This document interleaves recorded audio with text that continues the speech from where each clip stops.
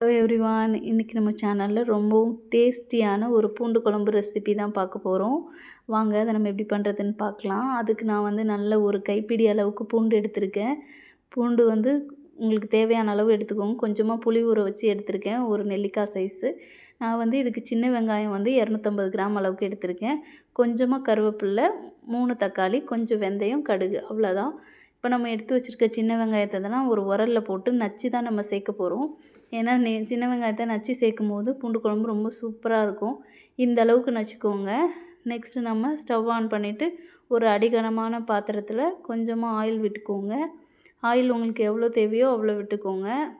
இதில் நல்லெண்ணெய் சேர்த்து பண்ணால் ரொம்பவுமே சூப்பராக இருக்கும். ஆனால் நான் இன்றைக்கி நல்லெண்ணெய் சேர்க்கலை. வாங்க நெக்ஸ்ட்டு நம்ம வந்து எண்ணெய் சூடானதும் கொஞ்சமாக கடுகு சேர்த்துக்கோங்க. ஒரு 1/4 ஸ்பூன் வெந்தயம் சேர்த்துக்கோங்க. இது ரெண்டும் நல்லா பொரிஞ்சு வந்தோடனே நம்ம எடுத்து வச்சுருக்க பூண்டு அதில் சேர்த்துக்கோங்க. பூண்டை சேர்த்து நல்ல வாசனை வர வரைக்கும் அது கொஞ்சம் பொரிஞ்சு வரட்டும். நெக்ஸ்ட்டு நாம் வெங்காயத்தை சேர்த்துக்கலாம். வெங்காயம் சேர்த்து வெங்காயத்தையுமே நல்லா வதக்கி விட்டுடுங்க. நல்லா வதங்கணும். இந்த பூண்டு வெங்காயமும் நல்லா வதங்கணும். அந்த பச்சை வாசனை போய் வதங்குற வரைக்கும் நல்லா வதக்கி விட்டுடுங்க. நெக்ஸ்ட்டு நம்ம ஒரு கைப்பிடி அளவு கருவேப்பிலை சேர்த்துக்கோங்க. கருவேப்பிலை சேர்த்து நல்லா வதக்கி விட்டுடுங்க. அதையுமே நல்லா வதக்கி விடுங்க.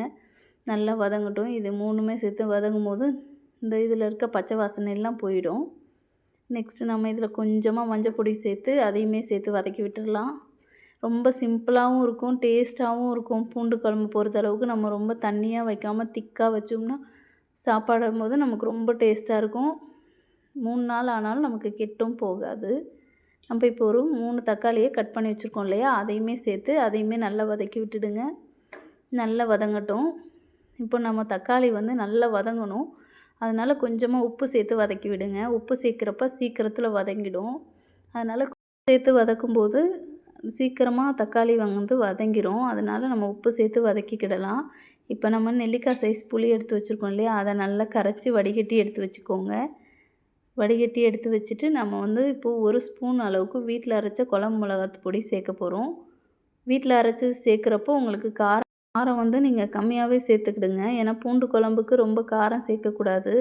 ஏன்னா அந்த பூண்டுகளில் இருக்க மருத்துவ குணங்கள் கொஞ்சம் கம்மியாயிடும். அதுக்காக இப்போ நீங்கள் ஒரு 1/4 டம்ளர் தண்ணி சேர்த்து நல்லா வதக்கி விடுங்க. ஏன்னா தக்காளி வதங்குறதுக்காக நான் 1/4 டம்ளர் தண்ணி சேர்த்துருக்கேன். இப்போ எண்ணெய் பிரிஞ்சு வர ஆரம்பிச்சிருச்சு பாருங்கள். நல்ல தக்காளி வதங்கிருச்சு. இப்போ நம்ம எடுத்து வச்சுருக்க புளி தண்ணியை அதில் சேர்த்துக்கலாம். புளி தண்ணி சேர்த்து கொஞ்ச நேரம் கொதிக்க விட்டால் நம்மளோட பூண்டு குழம்பு ரொம்பவுமே டேஸ்ட்டான ரெடி ஆயிரும். நீங்களும் உங்கள் வீட்டில் இந்த மாதிரி செஞ்சு பாருங்கள். இப்போ ஃபுல்லாக நம்ம எண்ணெய் பிரிஞ்சு வந்தோன்னே ஸ்டவ் ஆஃப் பண்ணிடலாம். இதில் பாருங்கள், இப்போ நல்லா எண்ணெய் பிரிஞ்சு வர ஆரம்பிச்சிருச்சு பாருங்கள். இப்போ நம்ம கொத்தமல்லி தூவி ஸ்டவ் ஆஃப் பண்ணிவிடுங்க. இந்த மாதிரி நீங்கள் வீட்டில் செஞ்சு பாருங்கள். டேஸ்ட்டு சும்மா சூப்பராக இருக்கும். மறக்காமல் நம்ம சேனலை சப்ஸ்கிரைப் பண்ணுங்கள். தேங்க்யூ. பாய் பாய்.